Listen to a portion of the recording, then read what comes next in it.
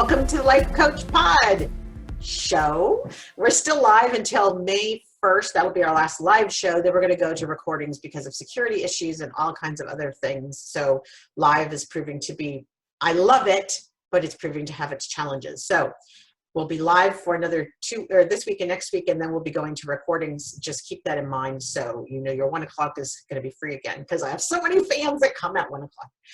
Anyway, I'm very excited about today. So far, it's even been a good day. I started the day off right.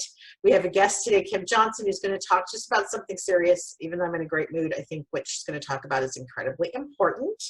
Kim is here, and I want to remind everybody it is a Tuesday. We somehow already moved through a Monday of this week. It is April 21st, if you've lost count. And for those of you who are still sheltering in place, it is actually March 52nd. So yes, we've been here forever. Our upcoming guests tomorrow will celebrate Earth Day with Cole Chaikin, who happens to be the half sister of my child, a sister from another mother. That's a long story, but she's amazing. So she'll be here tomorrow, as I hope I've confirmed it. And then Elizabeth Reed will be here to talk about cutting through the clutter. Mom, this is a special show dedicated just to you. And then Stephanie Simpson will be here to talk about rethinking stress. And then it'll be the end of the week already, and we'll be back to another Motivation Monday. So I can't believe how fast that's going. In our time capsule moments, those little things that are happening in the news that surprise me or I think are worth paying attention to, the National Spelling Bee this year has been canceled. This is from The Hill, the publication The Hill. It is the first time since World War II. Can you spell historic? That's how big of a deal this is. And the thing is that's so sad about this is the spelling bee started in 1925. So we're almost to the 100-year anniversary. And here we are, almost there. And the only other time it's been canceled was in 1943, 44, and 45 because of World War II. But the next competition will be in 2021. But here's the saddest part. They're not going to let the kids who miss out this year compete next year. They're keeping the regulations the same. So it's just a wah, wah, wah for the kids that are in 8th grade and wanted to go to the spelling bee this year. I'm so sad, but so many of these kids have missed out on big things, graduations, 21st birthdays, birthday parties in general, end of school celebrations, being with their friends, their buddies. I mean, man, these youngsters are going to need to really be resilient. I suspect they'll have a different way of looking at the world because of all these really sad disappointments. Then I read an article. Okay, there's this rough transition. So I then read an article about what restaurants should do to stay afloat and boost sales while people are sheltering.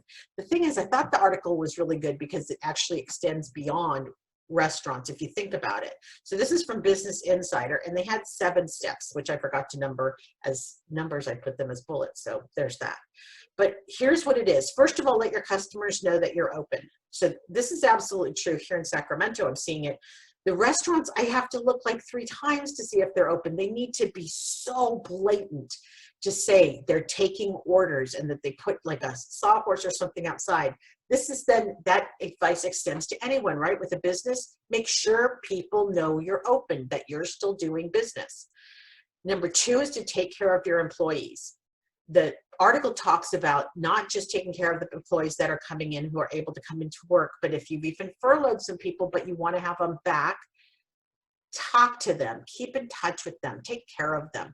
I think we'll find out that brands, in particular, the brands that care about people during this time and the brands that don't, like Sephora, huge blowback when they laid off all their employees on a conference call. They just said, sorry, bye. The blowback for Sephora is huge on social media because that was so harsh. So whatever you do, take care of your employees. Even if you can't pay them, still love them. That's not hard, and it's free.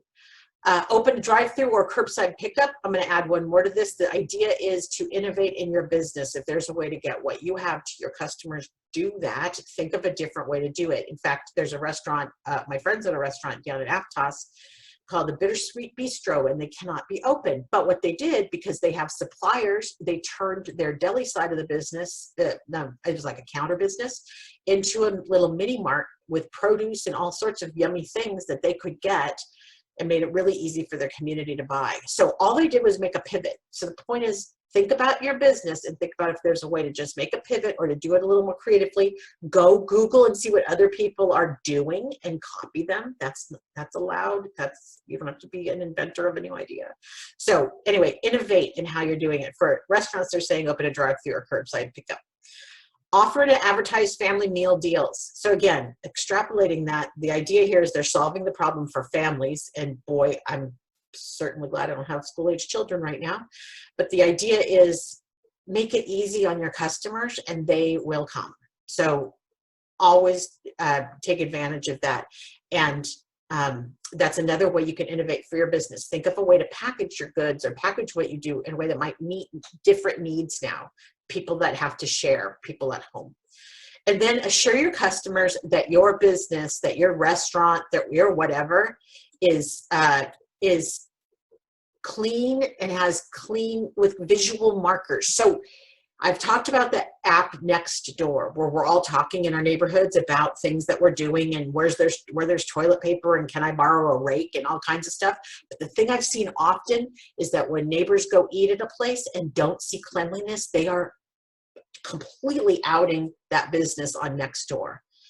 It bums me out a little bit because, mistakes get made, but the thing is people are still managing to talk and share information. So no matter what your business is, if you're selling face masks, if you're doing hair, if you're doing tattoos, no matter what, assure your customers that it's clean and that you pride yourself on your cleanliness right now. That's going to mean everything. And again, it's one way to make sure you're holding up your brand. And then the last two, first one is prepare your application for the next round of the Payment Protection Program. This is the PPP. We've talked about it a lot on the show. I firmly believe in this for gig workers, sole proprietors, and other small businesses. It's a good plan. It's out of money right now because the Fox was watching The Hen House and big chains grabbed a lot of it, but they're adding more funds to the PPP. And if your application's ready, you should be in line. So go ahead and get that done. That's for, again, anyone, not just restaurants. Anybody could have the payroll protection program. And if you use it 100% on payroll, you will not have to pay this loan back. It comes to you as a loan, but you document, keep track, and then you will not have to pay this loan back. It's so important. And then finally, and this is the one I love, this is their aspirational, very coachy kind of thing. Be prepared to work with it, whatever the future brings. Normal won't be back anytime soon. We're going to see people pretend it's normal, but it's not going to be normal. And there's a lot of us out here who are really twitchy about germs and about cleanliness. So it's just like having a kid. You're just going to have to go with the flow. It's also like having a puppy, same thing. You just think you know what you're doing, but you don't, because that thing is going to be in charge. So same thing with this pandemic. You don't have control over it. So figure out how you can adapt and roll. And we know adaptation is the key here. All right. My last story really quick is interesting to me because I studied rhetoric. And what is rhetoric, Jen? That's about words and messages, but it usually means that I can persuade people to do things. It's a degree in bullshit is what it is. So I'm good at it. I do marketing. That's what I do. But I love looking at words and I love looking at messaging. And I found this article today from NBC. And this was done. So this is first, this is considered from broadcast media. So just so you even understand who reported it, this is from NBC reporting this. They looked at attitudes on different topics based on what people watch on television.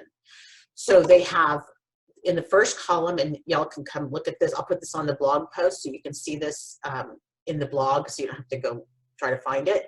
But it shows that people who watch mainstream media, meaning broadcast media, like ABC, NBC, George Snuffleupagus, I don't even know who the other people are because I watch MSNBC, so that's cable news, and CNN, but I generally watch MSNBC. Everybody knows that because I'm just a flaming lib apparently. And then there's Fox News. What is interesting is the gap, the huge gap in information and what people believe, and therefore what influences their attitude.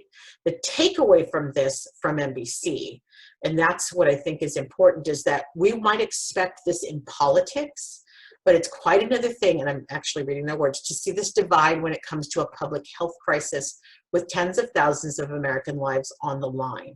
In a situation where the federal response relies on public trust in experts, scientists, and medical professionals, these numbers suggest voters are operating with a different set of facts based on their news consumption.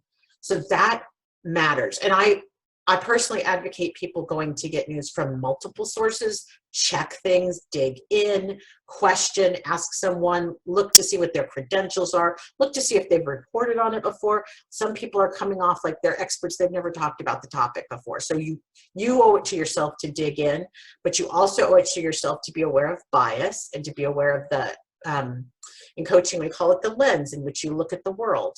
This will affect your lens. So you owe it to yourself to do some due diligence. And with that, that is the end of today's time capsule. I would like to now introduce Kim Johnson, who is she's at Grounds for Clarity. And she's here, and I'm going to, I know I love this picture. I'm like, well, I guess the topic won't be too intense because look at that picture. It's pure joy. I'm going to tune you in. Now we can see everybody.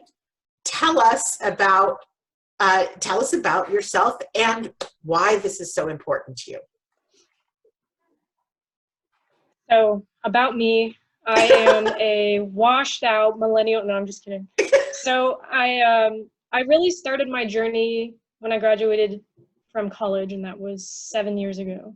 It seems like just yesterday. I was 23 years old. I just finished my super senior year, 5 years. And we call that just I had extra, my first job. super senior. I always tell people, slow down and enjoy that 5th year. That's right. I did not enjoy even the first year, but that's beside the point. So, I mean, after graduating, so let's rewind a tiny bit. My last month of college was very anticlimactic. I had no idea what I was doing with my life. I had no passions, no dreams, no ambitions, nothing. And to boot, I felt like I was coming to this realization that I didn't really have an identity. My whole life has been about subservience. It's been about serving my family. It's been about being quiet, being obedient, and doing what I'm supposed to be doing. Which, mind you, even then, I don't even know if I was doing what I was supposed to be doing. I was just kind of existing. And then my mom told me that she called me, and I just remember it clear as day. She called me out of the blue, like 1 month before I'm supposed to graduate, and she said, I have breast cancer. So in my head, I knew exactly what I wanted to say, and I said exactly what was in my head, which was, well, when are you gonna go to get it out? And it just kind of, it shifted my world ever so slightly, because that's how I dictated my life. I served my family. So I found this flyer under my bed when I was moving all of my stuff. It was a flyer from an internship and career fair I just attended, the first and last that I have ever attended in my life. And it was a job working as an after-school instructor. I'm like, I've never been a teacher. I have no idea what I would do. I don't know anything about lesson plans. I don't have kids. Oh, no. But the thing is, it worked perfectly with my schedule. So I just went with it. I went with the flow. And then about 4 months in, I had my first mental breakdown at work. And it didn't stop. I kept breaking down. I kept crying. The parents were like, oh my God, the cutest, youngest little fresh off the college market is crying. Like, what's wrong? What's going on? I'm like, I don't know what's wrong. I just want to cry. That's all I want to do is cry. And then I hit this point where no matter what anybody said, no matter how much they cared, no matter how much concern was in their eyes, regardless of who they were in relation to me, it felt worse. Because not only was I being authentic to how I felt like I was completely invalidated. No one was listening to me. All they cared about was making me feel better, making me more comfortable to see for them. And my compassion is there in hindsight. I understand it's not easy to see someone you care about fall apart, and everything you say makes it worse, makes it feel worse. So I felt isolated enough as it was, and it got to the point where I had this thought I'd never had in my life, which was, I wonder what the world would be like if I didn't exist anymore. So I legitimately felt there was no reason for me to be alive anymore.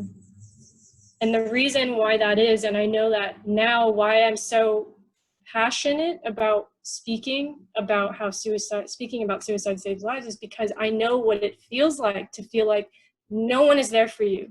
Even if it's your mom, your brother, your sister, your anybody, it doesn't matter. They're still people. So to me, I felt like no one gave a shit about me. No one.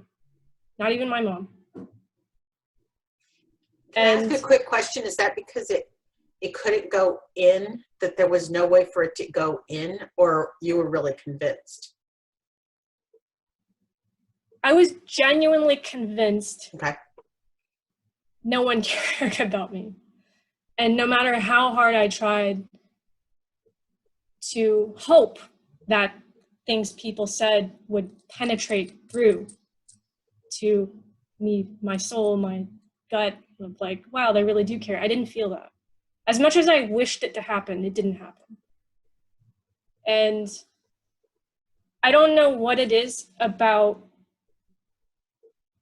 me specifically, and I can tell all of you here, and some of you here already know, that aside from that moment, I don't have any firsthand experience with suicide ideation. I don't have a plan. I've thought about standing on railroad tracks before, but I haven't actually had a plan, had the means, the access, and that chance, that opportunity, that to follow through with taking my own life.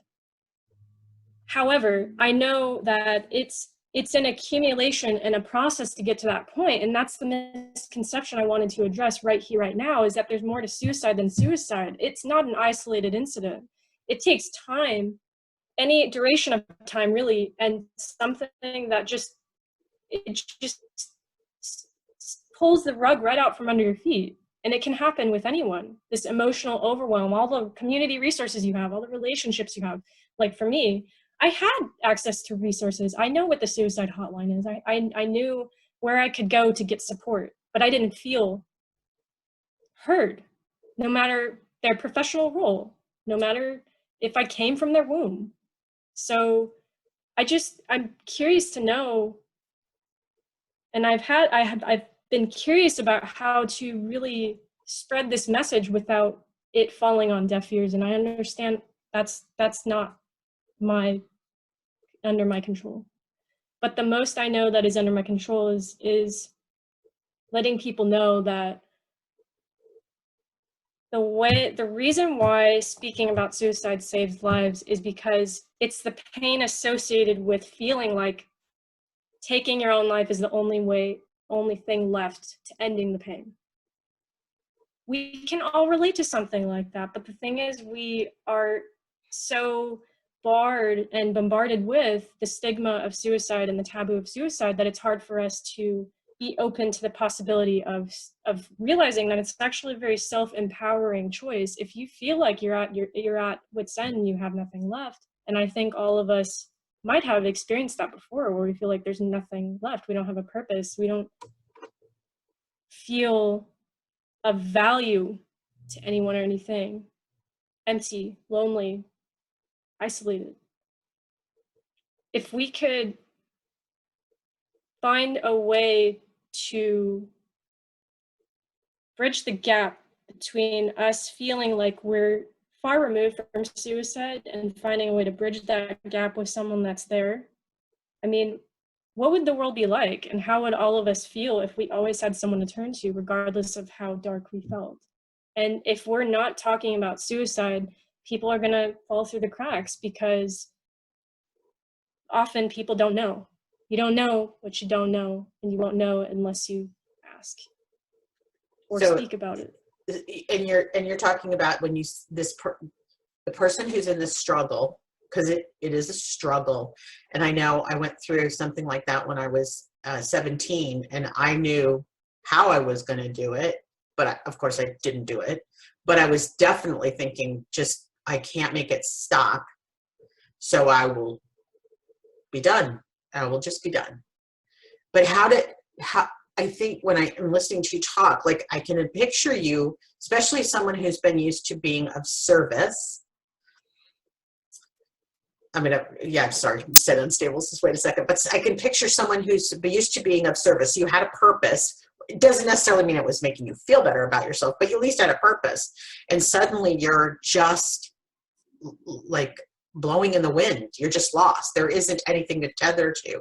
How do you, in your experience, how can you grab that person? Because I know I've seen, especially as a mom, I've seen some of the teens that, as my daughter has been growing up, that needed that tether. Like they just needed someone to just hang on to. How do you get them to know that tether can mean everything? Like just that connection. Well, that's a very, very, very, very great question, and I'm glad that you asked it. I actually am a former suicide crisis hotline operator, and I worked the knock shift, so I was alone. I operated the hotline by myself, and I feel like that was such a unique circumstance to be doing that alone, and it helps me answer this question that you just posed me. It's really about understanding that we're not supposed to have the answers. That's not our role. And we're not supposed to be pushing our agenda on someone else. As much as we want people to see, look at this beautiful pasture over here. They're not there. So if they wanted to be in that pasture, I'm pretty sure they would love to just hop on over. But it's about respect. It's about honoring that that's how they feel. I mean, it's so different. If it weren't me flapping in the wind, if I didn't go to say, Jen, if I went to you and I said, look, I don't know what to do anymore. I don't know. I'm just gonna end it all. Rather than, as opposed to me saying, I lost my partner, my job laid me off and those things, it's not as triggering for most because it's more relatable. If I had someone, and if I could have been there for you when you were 17, I would exude respect. I would go, I can't imagine what that must feel like for you, to feel like that's your only option. But I bet it feels good to know that it is an option and you can make the pain go away. That must feel so empowering that that's a choice for you. But then I'm also hearing you say you wish it could be better.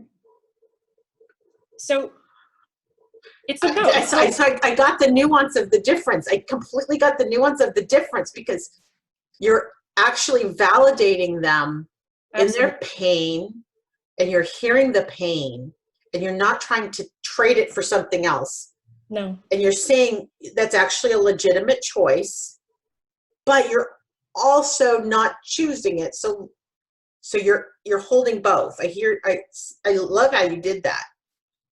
That is really validating because I get it. When you're there, that's all you know.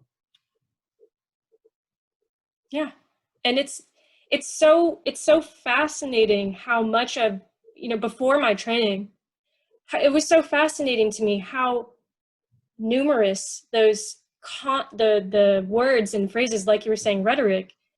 It's so interesting and fascinating that everything that a lot of people say to someone, if they were to come forward and say, I want to die, almost 100% of what I've heard folks say, and I completely understand that that's where people are at and that's all they feel that they have to offer is reassurance for someone. A lot of it is very, very, very, very insulting, patronizing, and invalidating. Like, the common one I hear is, you have so much to live for. Not good. One would think that conveys concern and care. In fact, it's really not respecting where they're at. And just as a human being, how do you want to make someone feel? Do you want to show respect?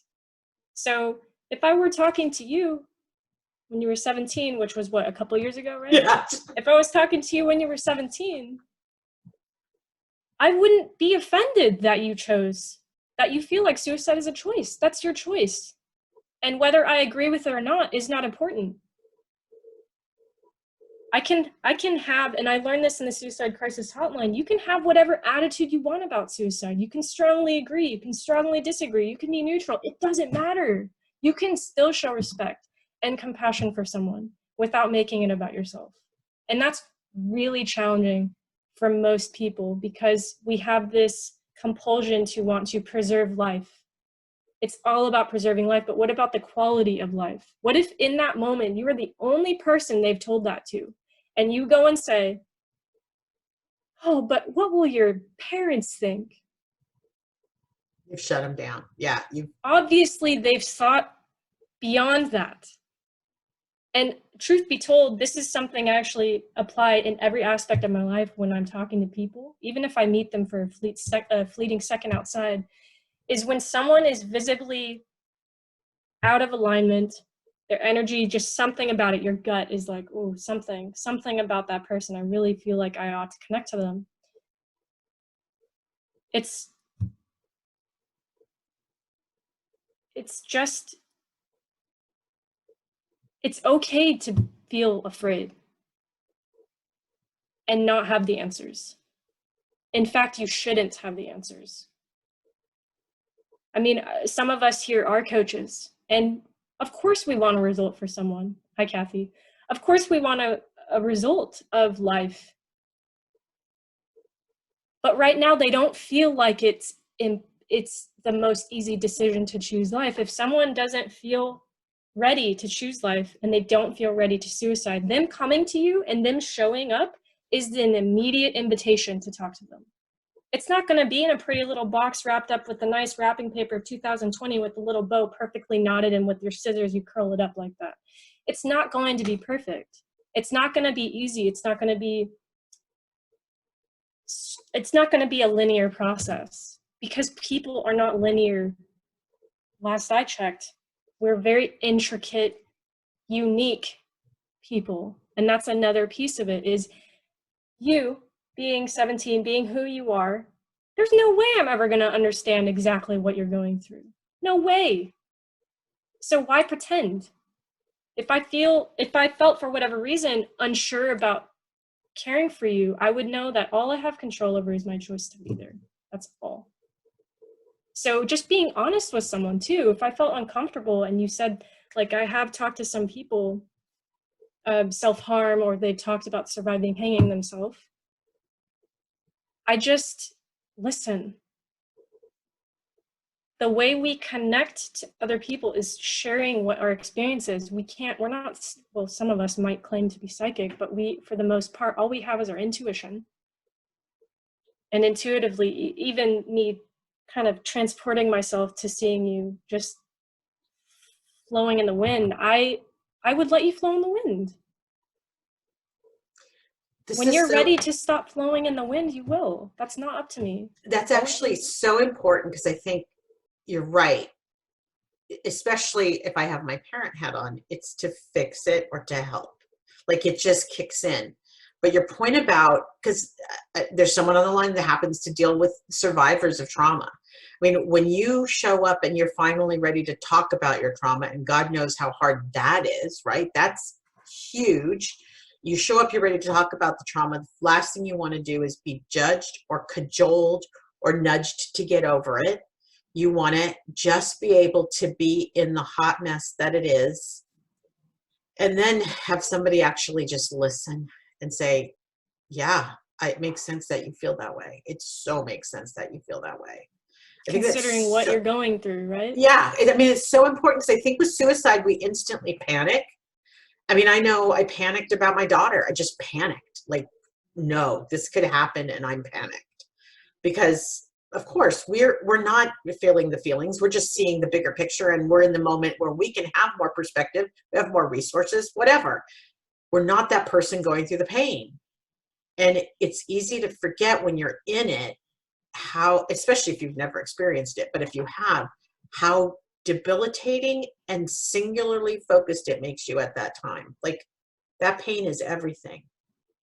Everything. So you're right. Don't tell me about the damn pasture. If I wanted to be in the pasture, I'd be in the pasture. Yeah, I wouldn't. Yeah, Okay, so if, as you listen, you're not even looking for movement. You're just staying right at acknowledging. Your advice is to stay right at that acknowledging and listening stage, because that's what's most important first. I mean, most important than anything at that point. Right.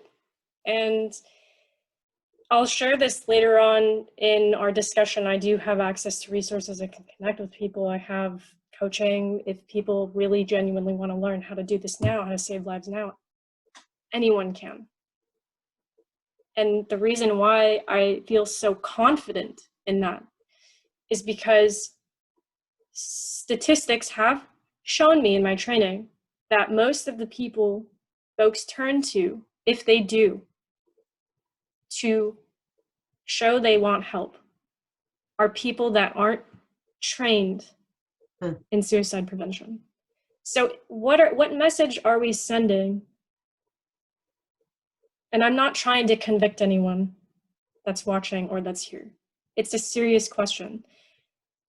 What message are we sending to people when we give out the suicide hotline number like hotcakes, or say, go see a therapist, go see a counselor? You don't know if they've already tried them. You also, I think a lot of people don't know, I don't mean you specifically, Jen, but I think a lot of people don't know this, and I learned this in my training from my mentor in my assist program that I'm a part of for suicide intervention. She is a licensed therapist in the state of California, and she told me even then, decades ago when she got her credentials, and now, even now, she said most therapists aren't required to be knowledgeable in suicide prevention. And yet people are referring people to therapists. Also, get this,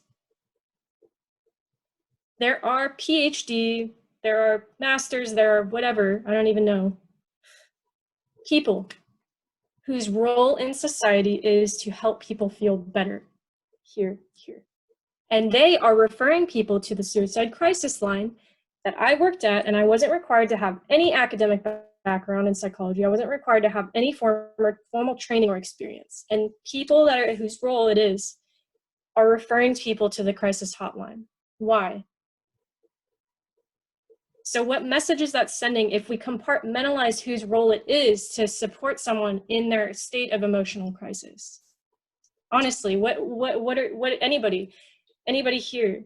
Yeah, I think hashtag replay. It feels like sending? It feels like actually what you're talking about is messaging for the people who aren't in the struggle, so they can feel better, like the people who are in the struggle will get the help they need. It's more like that, like, yeah, oh, somebody's taking care of it. It'll be fine. Like, just get them over to the suicide prevention people and they can fix it. That's very American to me, that we just, you go to the store for your ice cream, and you go to the store for your hair products, and you go to the suicide prevention line for your suicide. And it's just, in listening to you, I'm understanding how we've made it an industry, and how we've decided, hey, there's a message in chat that if you're broken, we're going to fix you. And in fact, yeah, people aren't broken, right? They're struggling, but they're not broken. They're just having a hard time with whatever's going on. And it's something we all can respond to if we slow down and acknowledge where folks are. Yes. Am I getting that right? Right. Basically, in summation, if I heard you correctly, you're basically saying, it's not my problem. It's not my job. Yeah, I think that's what all that structure, all that infrastructure does, is it takes the responsibility away from us taking care of each other, and says, oh, there's a store for that. I mean, it's a phone line, but you're right. I've seen it on social media everywhere. And yet I still will respond to the tweet when someone's saying, I don't know if I can get up this morning. I'll just send a note and say, been there. Do you have to? I mean, do you have to get up this morning? Maybe you just need to be there. Because, yeah, that's what they need right now. They don't need to participate in the big machine, the big suicide prevention machine. So tell me about Assist. Of course, I'm very happy that you asked. So ASSIST stands for Applied, and I'll type it here. Applied Suicide Intervention Skills Training.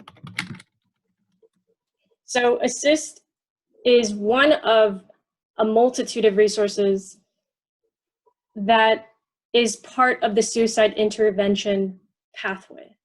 Okay. So suicide intervention is primarily what ASSIST is about. And what that is basically when all of the preventative measures, something like therapy or counseling, or going to a social spin class, anything, church, it could be anything that we do to take care of ourselves, to engage in ourselves and enjoy our lives. When those relationships and community resources don't meet us at the exact degree we need, suicide interventionists come in and specifically focus on staying safe for now. So to give you a little bit of context to collapse some time here, I'm on the crisis hotline, someone calls. I go, hi, this is CJ. That was my alias. This is CJ.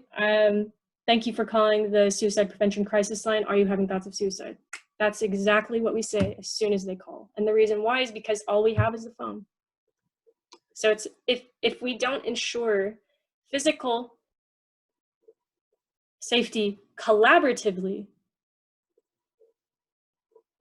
they won't get a second chance, and no one would get a second chance for that matter, emotionally. And the key takeaway that I got from ASSIST is recognizing that we're not the only people with an attitude towards suicide. The person we're talking to has an attitude too. So what if they found out, and this is an exercise that we have in ASSIST, what would happen if you had your attitude on a name tag? What if your attitude was front and center, someone could see it? How might a person that's having thoughts of suicide or thoughts of not wanting to be alive anymore sees your attitude about it? How might they respond? So it's really what ASSIST did extremely well that I have failed to see anywhere else is about prioritizing the other person's needs emotionally and even physically before mine.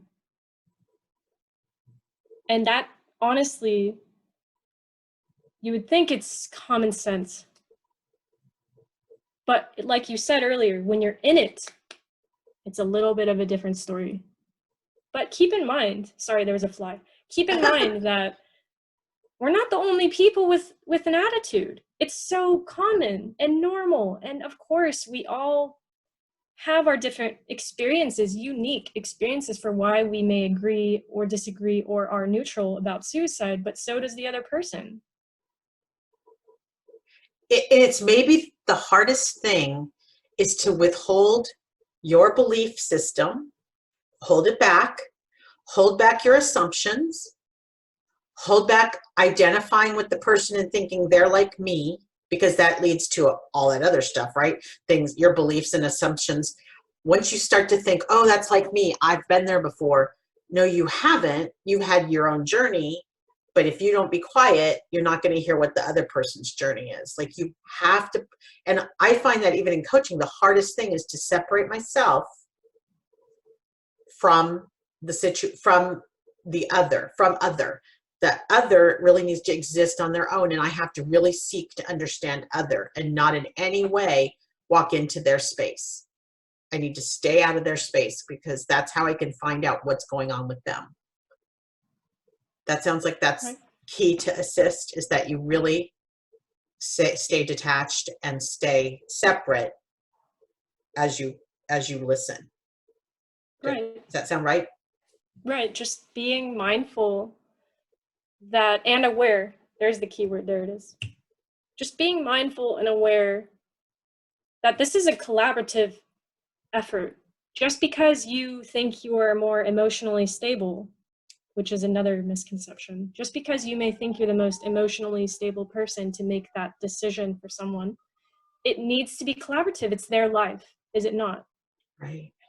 So as much as, I mean, I'm not personally a parent, I think most people in here might be. I really appreciate that all of you want your children or nieces and nephews to live. But understand that even as a child, they still have agency. And when you rip that away from them, what left did they have? What did they have left? Oh, yeah. Agency is really the underneath layer of this. And this is also something they taught us in assist, is that assist is verbal intervention. It's not physical. Even if someone is at the edge of a bridge, the last thing you should do is rip them off of it. You have effectively removed their agency. So removing agency is just another way of saying you're trying to take control of the outcome of their life. It's about collaboration, respect, and assist. Really, it's 16 hours. It's 2 days, one back to back. It gives you the space to have whatever attitude you want. It's not about your attitude's more right than another. It's not about that. We're trying to give you the tools and resources, and assist gave me the opportunity to feel how I feel, but still be able to empower someone else without my attitude getting in my own way of working collaboratively with another person. And assist also helped me confront a lot of misconceptions about suicide. I mean, in assist, they tell us there's more to it than that. People could be so emotionally overwhelmed, and when you just ask about suicide is just another way of saying, you know, you want all the pain to go away. You want the pain to stop. So it's a safe space for anyone to have whatever your personal experiences are that are the reasoning behind your decision to strongly agree, strongly disagree, be somewhere in the spectrum of your attitude towards suicide. That's important. It's on the same topic. We all have such a range of attitudes, and that's okay. When we're focused on right or wrong, that's completely missing the whole purpose of the conversation.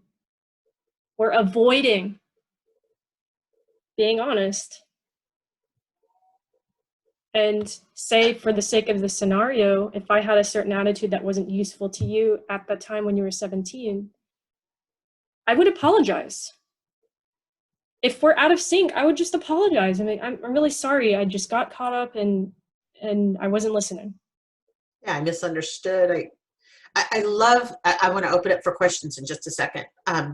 I love what you said about agency. It's like one of, I have this thing about my soapbox issues, but I think agency, first of all, we strip it away from teenagers. Like, they just don't even have any. It's terrible. Like, yes, if you don't have agency, and for those of you who may not heard the word used in this way, it means your power to affect outcomes, your ability to make decisions, your ability to feel like an effective human. So I understand your point entirely, Kim, about even if you're sitting on that bridge contemplating jumping off, to tell somebody they can't do that is why you end up with a "fuck you, I'm going to," because you can't take away their agency. That is their choice.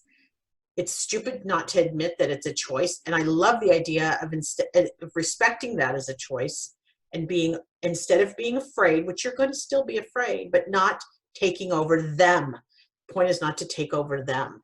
And so powerful. I would love to get some questions. Folks, you can just take yourself off mute, or whatever you want to do if you have some questions for Kim. Because this is such an interesting topic, and it's such a different point of view on this, which is really important. I think that we forget that we just want to get in it, and we just want to control it, and we just want to rescue. And your point is, no, show up and listen. And if you get it wrong, apologize and keep listening. if that's somebody you care about, and realize it's a real legitimate choice at that time for that human, for whatever they're going through. And I don't know if there's any, I can't see the whole list of all the people that are here, but if there's any questions, just jump in.